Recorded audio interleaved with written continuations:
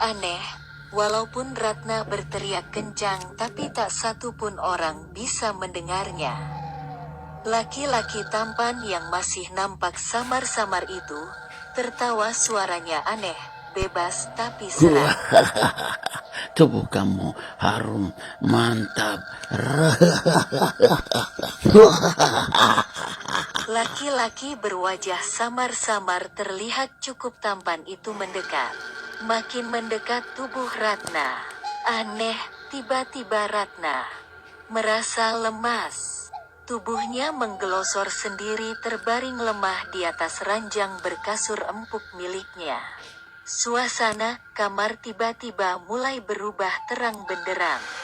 Sosok makhluk laki-laki itu masih membelakangi tubuh Ratna.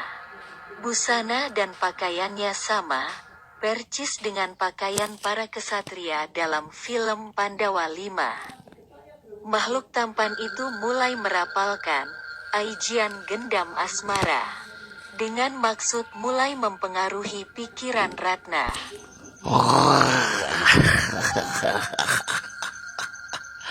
Akhirnya, aku akan memberimu kenikmatan, wahai wanita cantik. Jangan bandel ya.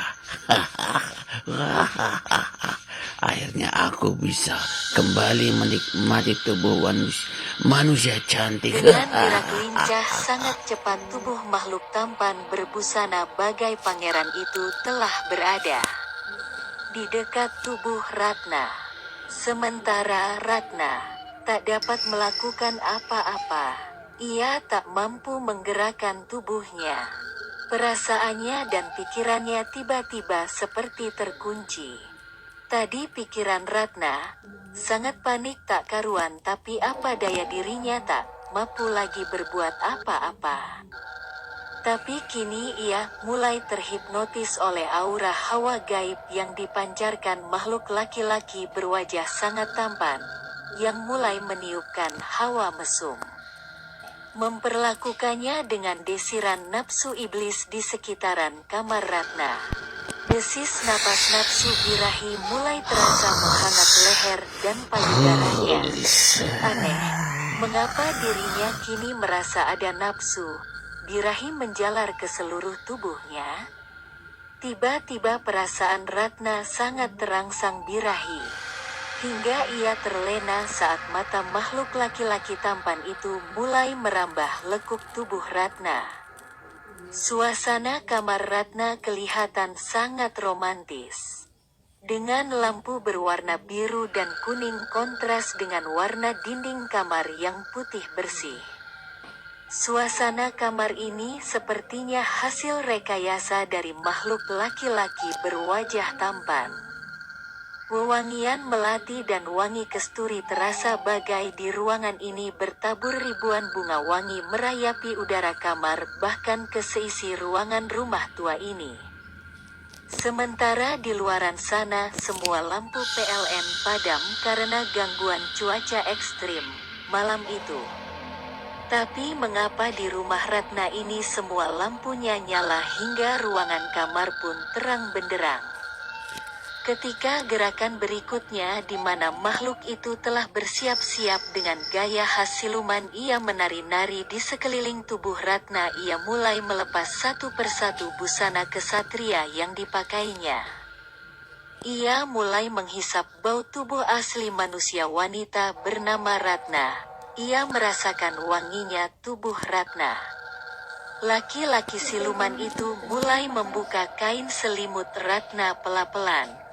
Hati Ratna sangat tergoda, entah mengapa rasa gila birahi itu benar-benar datang begitu hebatnya.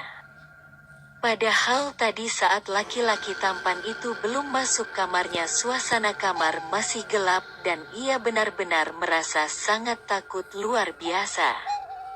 Makhluk tampan itu semakin memanjakan suasana.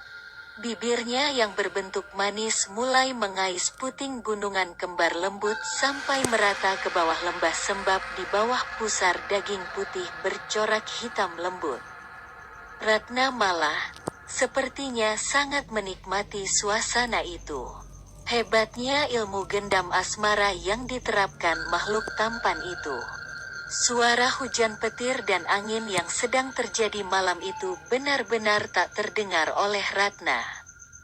Bahkan ia malah mendengar suara merdu kidung sinden yang menyenandungkan bahasa cinta. Wanita yang sedang terjaga birahi karena lama menanti sang suami yang tak merambah dirinya. Suara kidung sindang yang didengar Ratna adalah suara nyanyian yang bersyair sebagai asmarandana. Terbukti Ratna sangat terbuai hingga hampir mendapat puncak kebahagiaan rasa birabi yang tak terhingga. Makhluk tampan itu sepertinya benar-benar pandai memainkan suasana hati dan memancing birahi lawan jenisnya. Ia terus saja berusaha terus memancing rasa asmara dan nafsu birahi Ratna. Hingga akhirnya Ratna merebahkan tangan yang tadi menutupi gunung kembarnya. Makhluk tampan itu mulai lagi menjamah seluruh lekuk tubuh Ratna. Saat-saat genting nasib Ratna. Tiba-tiba pintu kamar terbuka dengan kasar. Sosok Ustadz Holik yang mengenakan pakaian mantel anti hujan langsung menyabetkan sorban warna hijau miliknya. Sorban itu berkelebat dan mengalirkan udara panas sangat panas. Nampak kobaran api biru dari sorban menyebar sekeliling kamar yang sebenarnya gelap gulita karena sebenarnya lampu listrik itu sudah mati sejak siang tadi. Pukulan telak menyerang ke arah tubuh makhluk tampan perwujudan dari genderuwo. Dengan suara angin dahsyat kain sorban berwarna hijau itu menyerbu dan memukul keras tubuh genderuwo hingga terdengar ledakan kecil yang makin menyalakan bara biru. Seperti kompor gas nyala biru. Makhluk cabul yang hampir meniduri Ratna itu terperanjat dan tak sempat menghindar dari terjangan sorban Holik.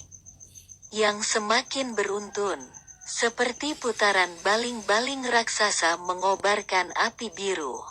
Berulang kali menerjang tubuh laki-laki tampan rupawan yang terus kewalahan tak berdaya. Sepenglihatan Ratna saat Holik belum datang ia benar-benar terpesona dengan wajah makhluk itu. Tapi ternyata makhluk itu seekor genderuwo yang menyamar dan kini berubah wajah rupanya sangat menakutkan.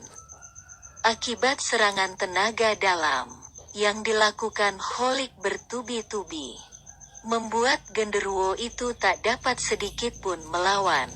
Makhluk cabul itu pun terjungkal terangkat dari tubuh Ratna. Bagai sebongkah kayu lapuk yang ringan terlempar membentur dinding kamar. Wajah makhluk itu kini berubah jadi seram dan nampak menakutkan. Hampir sama dengan wajah orang utan. Begitu menyeramkan dengan mata merah menyala mulutnya bertaring keluar sampai atas bibir tubuhnya ditumbuhi bulu-bulu hitam kasar sama seperti tampilan King Kong dalam film bioskop. Hai, genderuwo, kamu cari mati hiaa. Holik terus-menerus menyerang dengan sorban pemberian sang guru pesantrennya. Gerakan sorban itu sangat cepat hingga pukulan berikutnya membuat genderuwo itu terjatuh lalu terbakar. Hoarg, hoarg, panas, arg. Suasana kamar Ratna berubah drastis sama seperti kamar Ratna yang asli. Lampu listrik padam, suasana kamar kembali gelap. Api warna biru menyebar ke seluruh tubuh genderuwo menghanguskan tubuhnya. Tak ada suara apapun setelah genderuwo itu tewas terbakar. Holik segera mendekat Ratna lalu membawanya keluar dari kamar kemudian meninggalkan rumah tua yang kini mulai dihuni oleh jin jahat kembali. Hujan angin dan petir terus-menerus bersahutan. Akhirnya tubuh Ratna sadar kembali bahwa ia hampir saja jadi santapan makhluk yang ternyata seekor genderuwo waah. Beberapa waktu sebelum Holik datang bahkan hampir mempesonakan Ratna. Mas, Untung engkau cepat datang tepat waktu. Terima kasih sayang. Kamu tak apakan sayang? Ayo segera kita pergi dari sini. Maaf terpaksa aku membopongmu, ucap Holik sambil langsung mengangkat tubuh Ratna di bopong Holik yang memakai jas hujan. Kemudian mereka lari menggunakan ilmu peringan tubuh keluar dari rumah tua. Ratna serasa terbang di bopong Holik. Tubuhnya kedua orang itu seperti layangan, menembus air hujan yang sangat deras. Aneh, air hujan tak membasahi tubuh Ratna. Dan Holik mungkin karena terlalu cepat ia kegiam. Alhamdulillah kita selamat, sayang. Dua tubuh berlainan jenis antara Holik dan Ratna. Para santri menyambut gembira kedatangan Holik dan Ratna. Mereka sempat